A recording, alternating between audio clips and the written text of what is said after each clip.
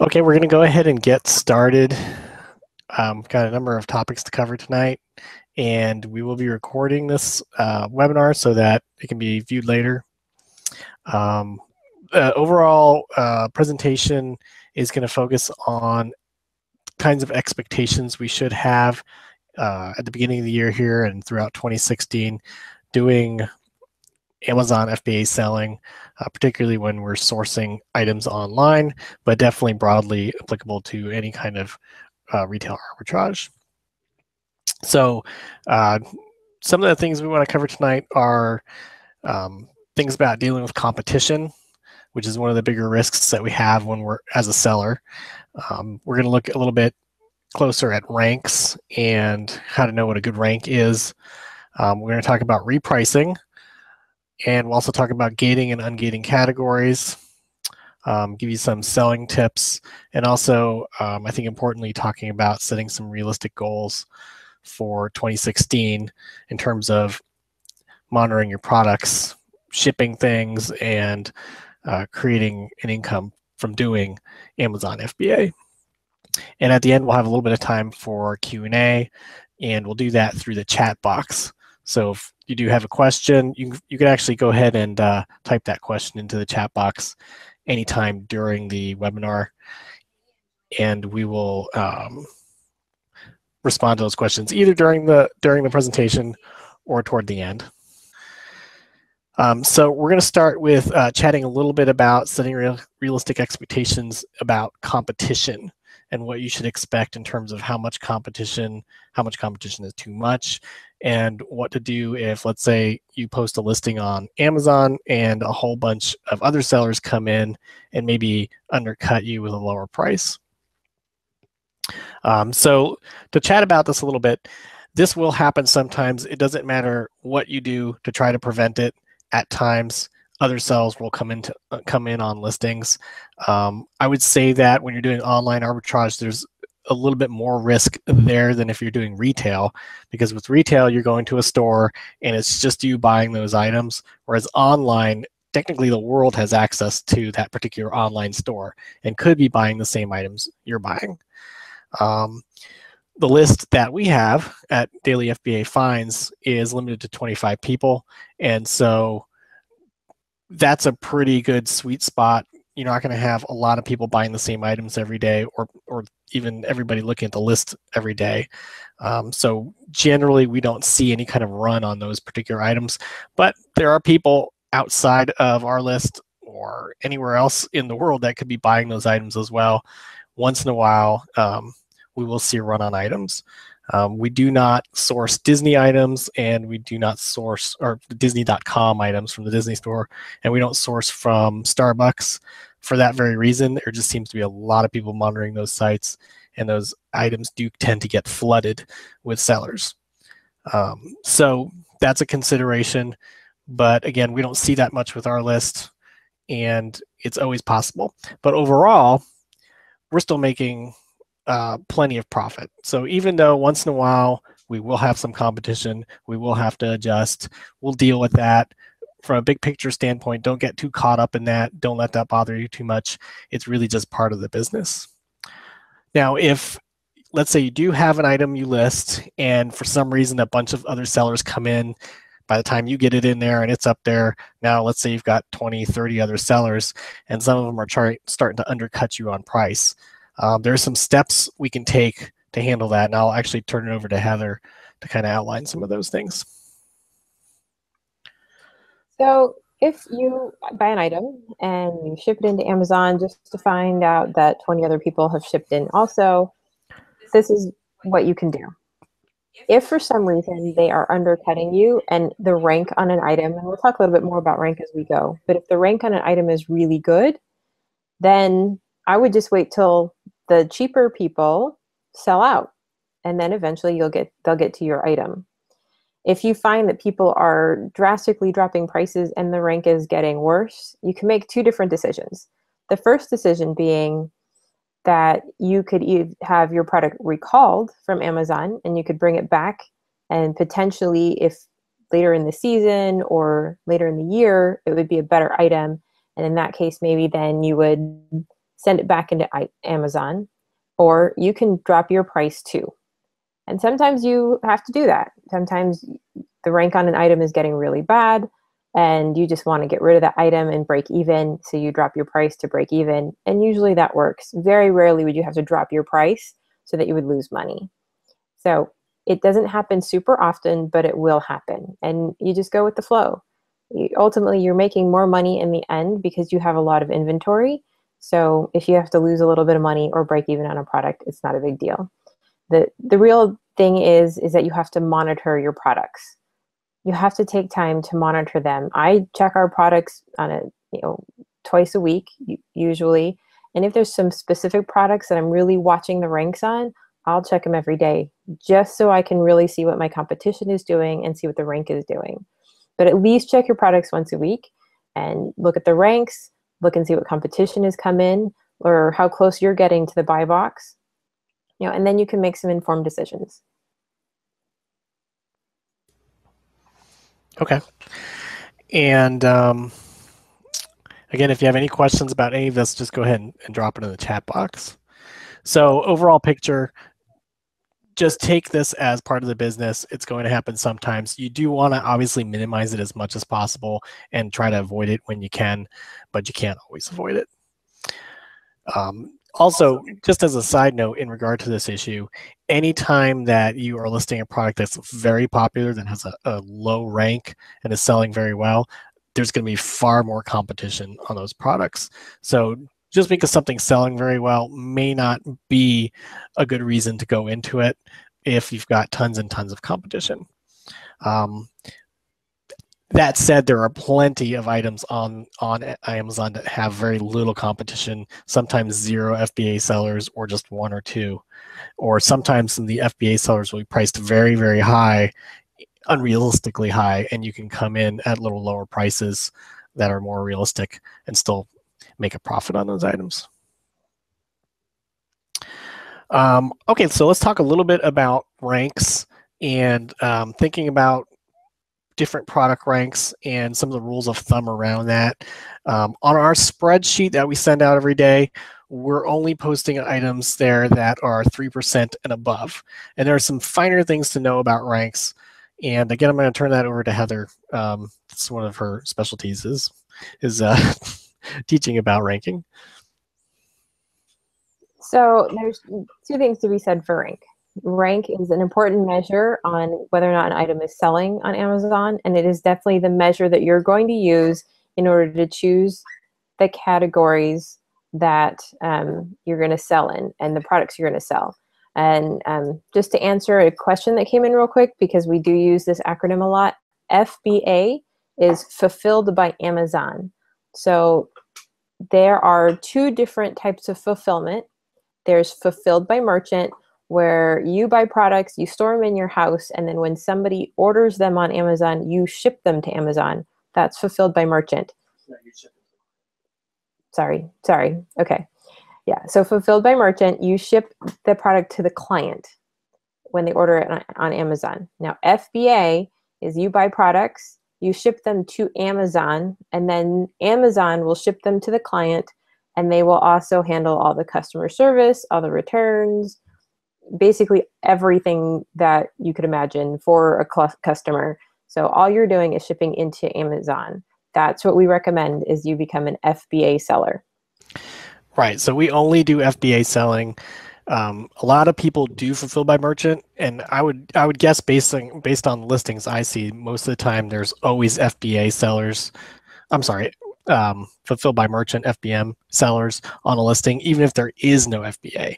But the reason that FBA is so desirable, one, for your standpoint, it's far easier to send everything into Amazon and let Amazon handle the customer service. So that's great for you, but it's also great for the customer because the customer trusts Amazon. They would rather buy from Amazon's warehouses. They'd rather deal with Amazon's customer service. And they're also getting Prime free shipping on those FBA items. You cannot get Prime free shipping on a fulfilled by merchant item. So the FBA, or I'm sorry, the fulfilled by merchant people are not your real competitors. Your real competitors are really other FBA people. And so we don't pay a lot of attention to the fulfilled by merchant people, other than if there are no FBA sellers, we may look at the price history and the pricing that the FBM people are doing, and we may base our FBA prices off that pricing. And generally we'll price our products about $5 or $10, sometimes a little more, over the lowest fulfilled by merchant person. Because the reason we can price a little higher is because there's some added value when we're selling by fulfilled by Amazon. So I'll turn it back over to you. All right, so back to the rank of a product. Every product has a rank. If you see a 0 rank, you want to stay away from that product, because that means that product is not selling. What you want to see, especially if you're building an Amazon business and you're bootstrapping it, you're reinvesting the money and you want to build it quickly, is you want to stay in the 1% category of that category rank for that product. You could go 3%, but those take a little longer to sell. The 1% sell very quickly. So basically, we will be providing you a link to a category sheet so that you can see all the categories, their number of items in the category, and the rank that you would have for 1% and the rank you'd have for 3%, so that you can make decisions. This is a sheet that you kind of just have to memorize a little bit on the categories you're working in, because you will not always be able to have it with you. So you'll just know, for example, that in like video games, you want to stay in the 4,000 rank or better, and that'll keep you in the top 1%. Shoes are a little different, and we'll talk a little bit more about shoes in a few minutes, but the rule of thumb with shoes is stay at 30,000 or less, and if you want to sell quickly, stay 15,000 or less. You know, there's some fine tuning with these ranks as you go. Certain categories, maybe you could go a little higher or in the ranks, and you could still sell quickly. But overall, you want to shoot for 1% if you want to build your business quickly, and if you don't mind holding on to an item, especially if it has a good ROI on it or return on investment. If you don't mind holding it for a few months, then 3% would be okay too. Okay. And I don't think I have anything to add to that, really. I think that makes sense. You know, just a rule of thumb, just try to stay in that 1% and lower rank. That just makes things easy, especially if you're just starting out doing this. And as Heather basically said, once you get a little more experience, you get a little more comfortable, you know the products better, you know the categories better, you can sell things with weaker ranks, particularly like name brand items. Even with weaker ranks, sometimes those sell well. So another area of discussion we wanted to get into is repricing. And really the reason we're kind of bringing this up and we want to be an advocate of this is because we think that we run into sellers sometimes that basically put items up there and they just kind of forget about them once they're on Amazon. And they're not really taking the time to check on them and make sure that they are still priced competitively against whatever other competitors they may have on that particular item, that particular listing. It's easy to kind of put them up there and kind of forget about them. But the problem with that is, let's say prices do start going down on an item and you're unaware of it, and maybe this has been happening for 2 months and you haven't noticed it. Those prices may come down so much that you've really lost your opportunity to reprice yourself and try to get the item sold before the prices drop drastically. So the longer you wait when there's a lot of competition, sometimes the worse off it is, because the prices are going to decline so much. That means you have less and less opportunity to catch that early, lower your price to sell, and possibly make a little bit profit, maybe less than what you had originally anticipated, but still be able to get it out the door. So we do have some recommendations about repricing, and I'll let Heather mention a couple things I know she wants to mention about that as well. Well, just some rules of thumb with repricing. It should never be a race to the finish line to who gets the lowest price. If you see that people are competing with you to get lower prices, I would just wait. Just hold on, because they will eventually sell out. You know, and that that's pretty much true in all cases, unless for some reason you just see the rank tanking. Then you need to make a decision. Is it worth potentially losing money? Is it worth sitting it out? Or should you just call that item back in from Amazon and have it shipped back to you? And then maybe when the season changes, that item will sell better. So that's just, something to keep, to keep in mind. And then just a side note, and we're probably not going to go into a lot of this right now, but in Q4, the beautiful thing about that is you can reprice, and you can usually increase your prices by quite a lot the closer you get to Christmas. So again, that's something you're going to want to monitor, just like you'd monitor your other things during the year, just to see what your competition is doing, and you can make some judgment calls. Okay, sure. And just to give you a little more information about Q4, when prices go up, particularly with toys, but it generally seems in quite a few categories, prices will go up.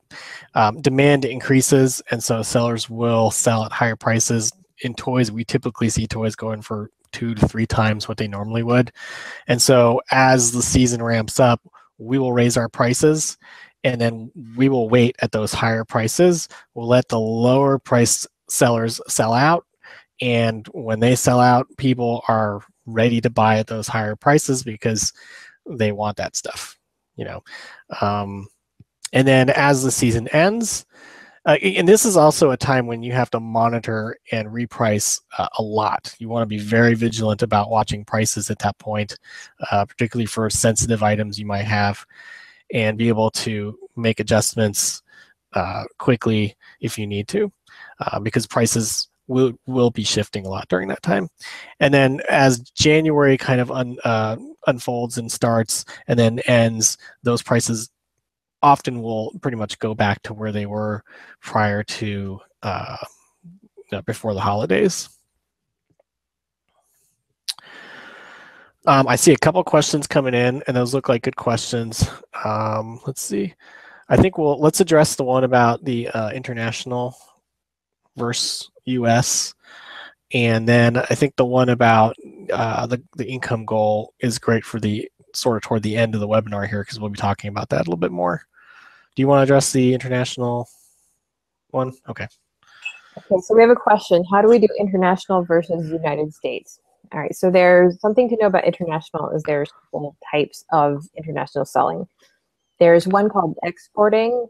Exporting doesn't cost you any more money as an FBA seller, and your stuff can be visible to people in other countries, and if they choose to pay the exporting taxes and fees, then you can sell things anywhere in the world.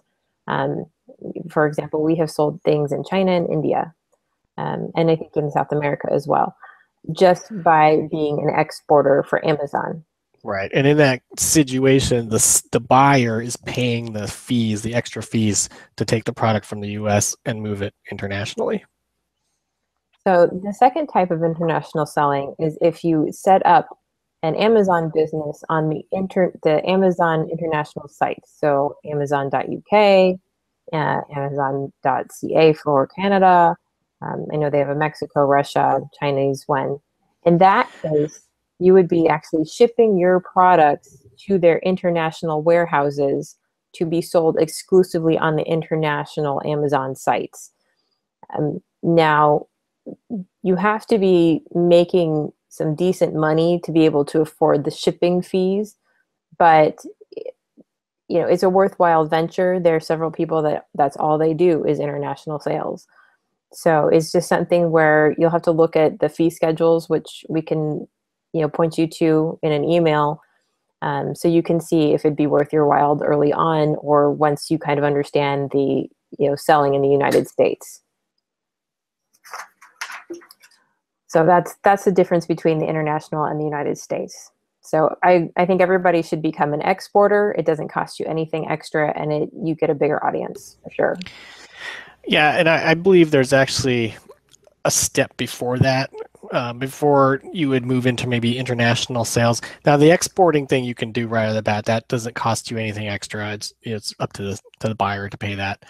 But as far as like shipping things to a warehouse, in the UK or something like that. Before I would do that, I would stretch out and do multi-channel selling. So for example, when I list my items on Amazon, I would also list them on eBay.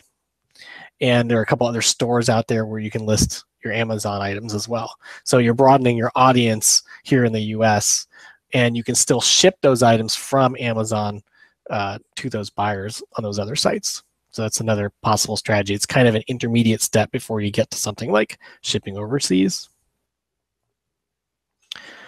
All right, so let's talk a little bit about gating and ungating. I think one of the things that comes up that we see often, especially with sellers that are just starting out, is sometimes they're hesitant to ungate. And I want to encourage you to ungate as soon as you can, particularly in shoes, because it's such a great market. Shoes are easy to find locally. They're fairly easy to find online. They've got very high margins. When they go on clearance, they tend to go pretty low and retain their value very well. Now, the deal with shoes, though, is you cannot ungate these yourself. You really need help from an expert. And there are a number of companies out there that do ungate. You'll pay a fee. Usually it's between $150 to maybe even $300, depending on the company you're working with.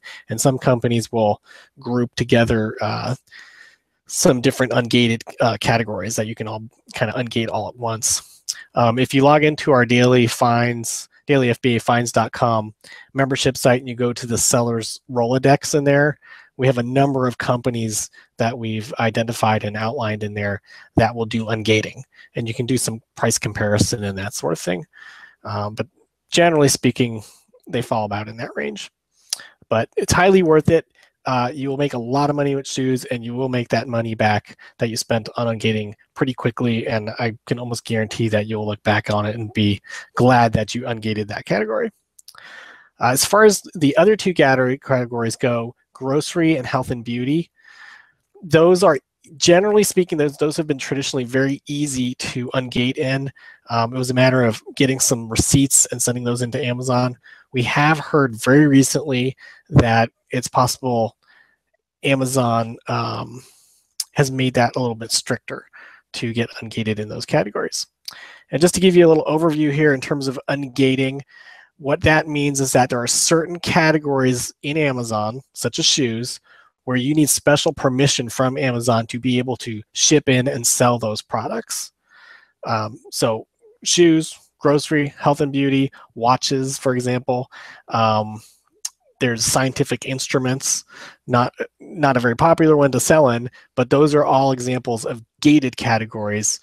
In order to sell in them, you must apply, and Amazon must approve you, and therefore ungate you in those categories, and then you can sell in them. All right, so every single category has different criteria for ungating, and many of the categories require you to prove that you are something of an advanced seller in that category, and you have purchase orders and relationships with wholesalers and manufacturers and that sort of thing. So it can get a little hairy. These particular three categories that we're talking about are some of the least hairy categories to ungate in. Like I said, grocery and health and beauty have been traditionally very easy to do yourself with some receipts. And I'm not going to go into a lot of detail about how to do that, but that's something, if you got more questions about, go ahead and contact us, and we can kind of walk you through that process. And shoes, just have somebody else do that. Anything that, Heather, you'd like to add about ungating? I think just that it's really important to have an well-rounded FBA business. If you get ungated in like shoes and grocery and health and beauty, you're actually selling against less FBA sellers. Things like toys and video games there's a lot more FBA sellers in it because you don't have to have any special permission. So the more ungated categories you can get into and you sell in, you can make more money because you're limiting your competition. So it is really important. Right, that makes sense. And I had another thought about that and I forgot it. I guess one thing I want to say is with shoes, there's a lot of opportunity there to find shoes. There's just so many different kinds of shoes out there, to find variations and colors and sizes that other sellers are not selling, and be able to add those to listing and oftentimes be the only seller with those particular colors or sizes, which is a really nice opportunity. One of the opportunities with grocery is that it's easier to bundle items together. So you could actually create a new listing. Instead of selling, one box of baking soda, you could sell 10 boxes of baking soda as a bundle. And so now when somebody buys that, you're selling 10 at a time instead of 1 at a time, and you're increasing your net profit per order. So there's some other benefits to those too. And one thing I do want to point out about these gated categories is we always do try to include a couple shoes on our daily FBA finds list, because they are so valuable, and the FBA sellers we work with tend to like those. Once in a while we'll have some grocery, once in a while we'll have some health and beauty. There are really very, very few gated items other than 2 or 3 pairs of shoes every day on our daily FBA finds list. So just wanted to put that in perspective a little bit. And Heather, do you want to talk a little bit about variations, a little bit more detail about, I know we just mentioned it, but do you have any other thoughts about that? Sure. So something that's really great about Amazon is that they don't always have a full array of colors for any given item. So shoes or like coats, which are sports and outdoors, typically if they're, for being outside, or clothing, you could have a pink one, a purple one, a black one, a gray one, but then you're on, let's say, Dix.com sporting goods website, and there is a green one that's not in the Amazon category. Well, that's a great opportunity, if the rank is stellar, to add a variation to a listing. And we have a video on that, about how to do that on our website. But you add that variation, and then for a period of time, you could be the only seller with that color, which makes you in a better position to make some income. And so it's really important that if you don't find the color or the size in the Amazon's directory, but there are plenty of other versions of that item, add the variation. Take the 5 minutes that it takes to add the variation and do it, because you could potentially be losing money if you don't. So it's just really important to do that, and don't let it intimidate you. It's a pretty easy process, and like I said, we have a video that can teach you how to do it, and we're also an email away if you need help.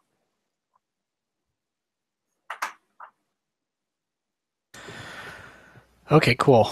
And let's go ahead and move on to setting goals.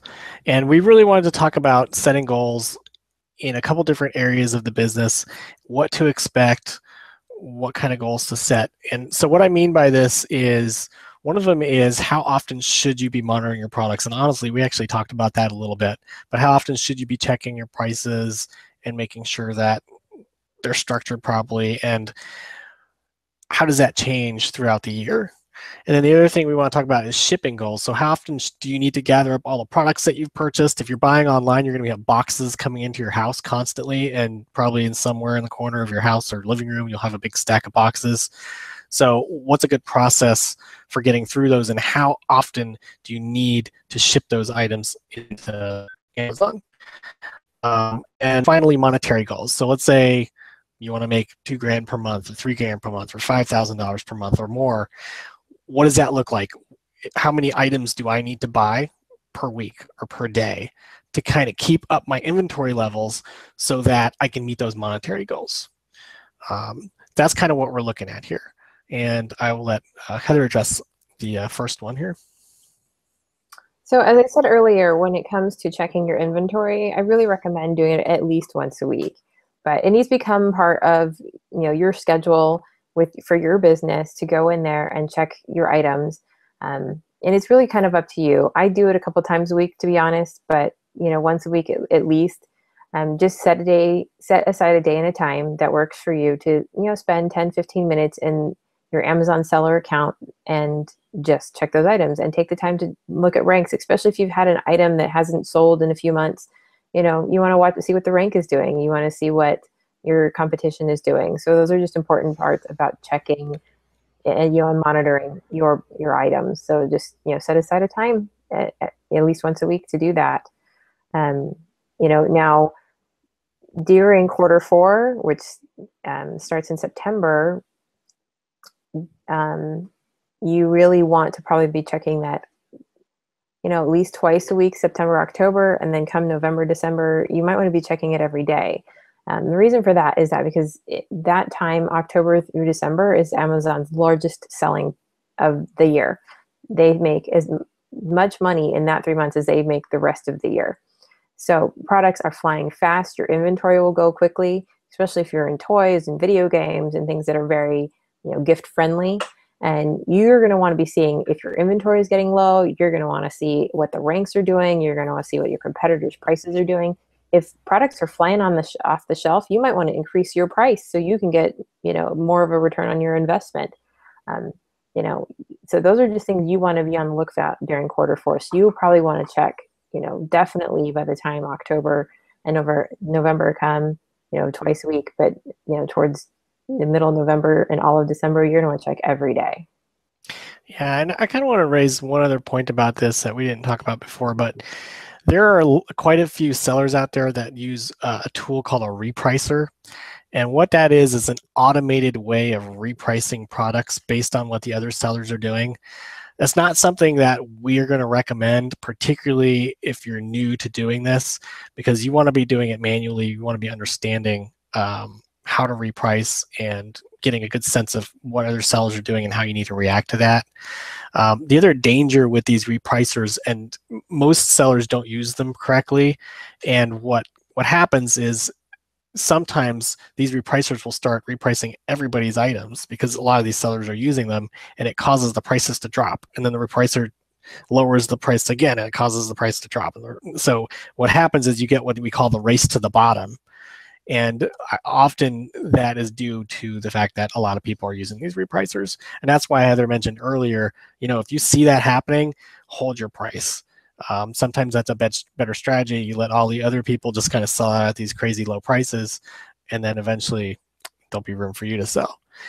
Another little trick I want to mention is you can avoid triggering other people's repricers, including Amazon's repricers, because they do it too, by pricing your item 1.5% higher than the lowest item.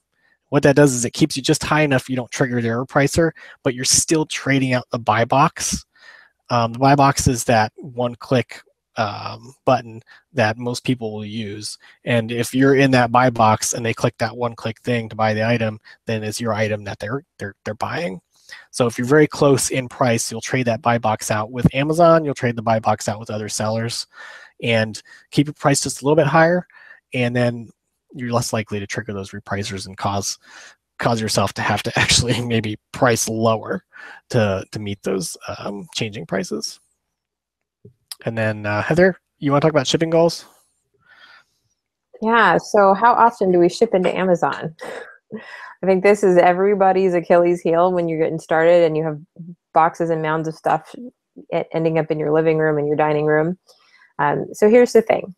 When you ship in product, you're making money. When you don't ship in product, you're not making money.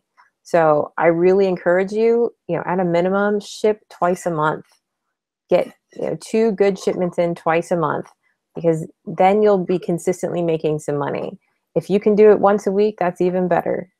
I know people that ship in twice a week. That's awesome, but at least twice a month to maintain that income.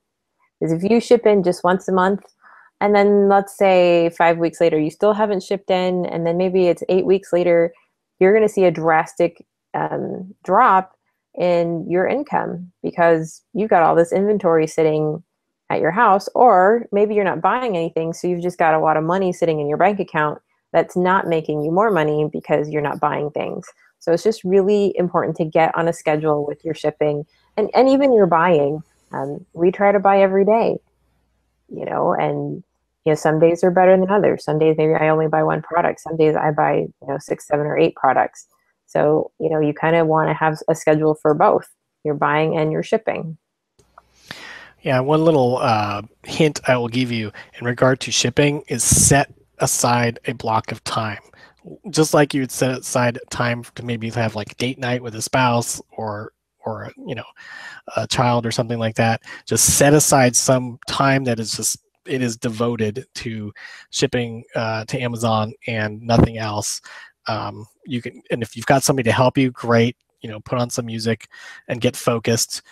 Depending on how many items you have, it can take 2 or 3 hours to really get everything boxed and sealed up. Sometimes it can take longer if you run into snags and that kind of thing. So definitely set aside a block of time. We tend to do it in the evenings. And that's just kind of what works for us. But whatever works for your schedule, just make sure you block it out, put it on your calendar, say this is my Amazon FBA shipment time, and nobody's going to mess with it, and just stick to it. So let's talk a little bit about monetary goals. And do you want to start the conversation? Sure. Okay. So everybody needs to have monetary goals. What amount of money do you need to be making every month so that you can then pull some of that money out for an income? For everybody, that's going to be different. But here's my kind of rule of thumb on this. Let's say you want to make a $3,000 income. To me, you probably should be making $6,000 in sales. So per month. So what does that kind of look like? That probably looks like you spending initially to get started $1,000. Well, it's 700. It'd be about $750 a week. You'd have to spend $750 a week that you would need to start building that income. But yeah, so for just my comfort level, if you wanted a $3,000 income, you'd want to get to the point where you're doing $6,000 in sales as a return on your investment. So a really quick way to do that is if you have $3,000 to invest and you buy products that have a 100% return on your investment that are all in the 1% rank, you'd probably get there in a month or two. And then you could start drawing an income, and then you just reinvest as much as you can. So that is, that's the initial way to do it. But, understand the more you can reinvest, the more money you make. So if you are stuck at just making 6 and to pulling 3, you only have 3 left to reinvest. So you're not going to get much past that. So maybe what you want to do is, start with 3,000. If you want to make that, 3,000 income fast, start with 3,000. The next month you get to 6,000, maybe reinvest almost all of the 6,000, and then you'll double your money, and then maybe you start taking a $2,000 income from that, and then you reinvest the rest. So it's really a numbers game. You're going to have to play with the math a little bit to see where you're comfortable starting to take an income. I know a lot of people, though, that wait till they have, $10,000, $12,000 in income every month to start taking a small salary because they just want to build this as big as possible before they start taking a full living income. Yeah, so if you're looking to do a $3,000 net and you kind of break that down a little bit strategically, that means you need to spend about $3,000 a month to make your $3,000 back and then make an additional $3,000 net profit. So the idea behind that is that would be 100% ROI, and we've typically found that we average higher than 100% overall. So this is kind of a conservative figure. But if you go with 3,000, that means you'd have to spend about $750 a week. And if you do that, you need to spend about $150 per day. So let's say you're looking at our spreadsheet every day and you get your spreadsheet and you open it up. You have to think to yourself, okay, I need to buy enough products that it's going to add up to about $150 in profit. And that's probably going to be between 2 to 3 purchases, maybe 4. We usually recommend you buy things in kind of sets of $100 worth of net profit worth of products. So that might be 5 items of this one particular, quantity of 5 for this one particular item that, if you sell those 5, you're going to make $100.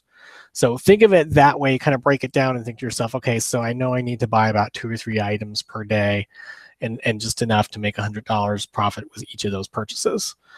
And that will kind of keep you on track and keep that momentum going if you look at it that way. I think that's it. I think that's it for our monetary goals. Any other questions that you have that you can just type into the chat window? Because we can go into some Q&A time right now if there's any questions at all.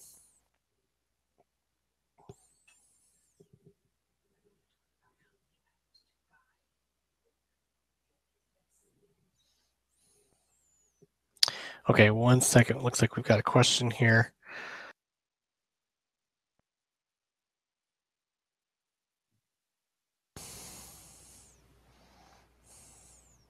Okay, so we have a question here. Somebody wants to know that when they find an item that has a good rank and makes a good ROI, how many of that item should they buy?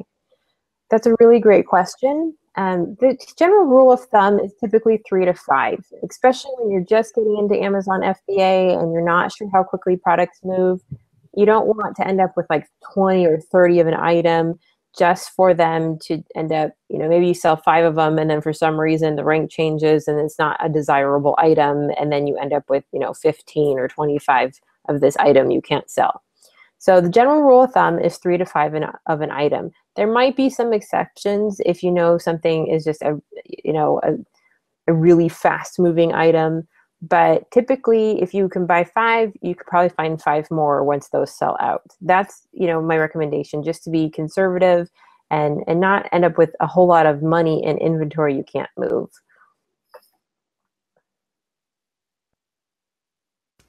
Okay, that sounds good.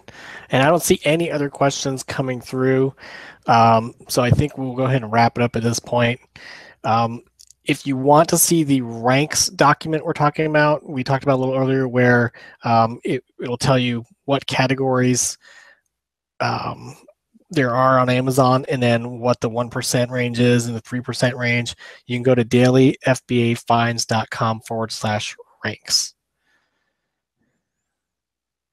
And so it looks like there might be another question that came through.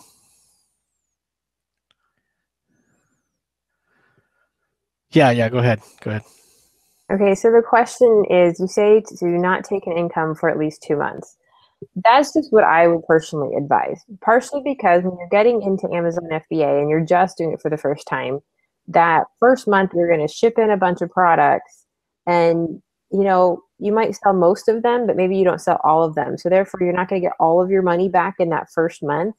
So by the second month, you've gotten some paychecks from Amazon and you started to reinvest that money and shipping that into Amazon, then your income starts becoming, more predictable and, you have a little bit of money coming in. By default, just so you all know, Amazon pays every 2 months by direct deposit to your checking account. Sorry, every 2 weeks by direct deposit to your checking account. And you can actually change that if you want in your Seller Central settings. You can have it deposited every week if that's something you choose, or once a month. But so, just personally, the reason I would wait 2 months is so that you can really start seeing how inventory moves through, your Amazon with your Amazon sales. And again, I would wait until you really feel like you're making enough money that you can be building your Amazon business and also having income at the same time without hurting the amount of money that are going back into product. And there's a question about business names and possibly incorporating and that sort of thing. I guess that's my specialty too. We advise people to set up a business when they're selling as a professional seller on Amazon. It just protects you, and there's tax benefits to it if you're not selling as a sole proprietor. I do advise you to talk to your attorney. If you do have a business like an LLC or a sub S, then you will need a tax ID number. And again, I highly recommend having a business entity to sell on Amazon FBA. And the other question we have that goes with this is, do we need to worry about taxes? Okay, so right now, as a starting FBA seller, you don't really need to worry about taxes. You will pay whatever taxes you would normally pay in a business for employment or unemployment or whatever your state mandates is state tax for your company, but you won't have to worry about paying any kind of like additional sales tax. So all the taxes are just the standard taxes you would pay to the government, and your state or county if they require taxes too. And again, a good CPA will be able to take care of you. Just a plug, I love my CPA, so if you need one, I'm happy to pass on his name. Do you want to mention anything about keeping track of receipts? Yeah, so this is a business where it's really important to keep a track of your receipts because all of that is deductible on your taxes. You are selling items. So the way that we do it is we keep all of the receipts for a shipment together. And so every shipment would get a new file folder with all the receipts of the products in that shipment. I know some people that digitize their receipts, and then you would do the same setup on your computer. You just have a file folder with that shipment, and then all the receipts there. But yes, the receipts are extremely important. Your accountant will thank you for having them. There's also a service out there for those of you that like to do things digitally, and I'll pull up their name here in a minute, I forget. But basically what you do is you just take all your paper receipts and you shove it in an envelope and you mail it to them. And they have like prepaid envelopes. And what happens is they take all your receipts and scan them and digitize them and organize them for you. It's shoeboxed.com. So you basically just simply stuff everything in this magic envelope, send it off, and you get the clutter out of your way, and they take care of the accounting side of things. All right, I think that's it. Looks like we don't have any other questions, so I guess we'll go ahead and wrap it up. If there any other questions do come up after this webinar, feel free to email us, support@dailyfbafines.com. You can contact us in other ways too if you have other means to contact us. And oh, sure. Yeah, I'll type that in there. So it's support@dailyfbafines.com. And we're available to answer questions at any time. We usually get back to you same day, if not, maybe the day later. But no questions too big, no questions too small. Just feel free to ask us. All right, that's it. So thank you for joining us, and thank you for your questions, and thank you for your time. We really appreciate it, and we enjoy teaching, and hope that everybody who's listening to this webinar can be very successful in their business. So have a great night.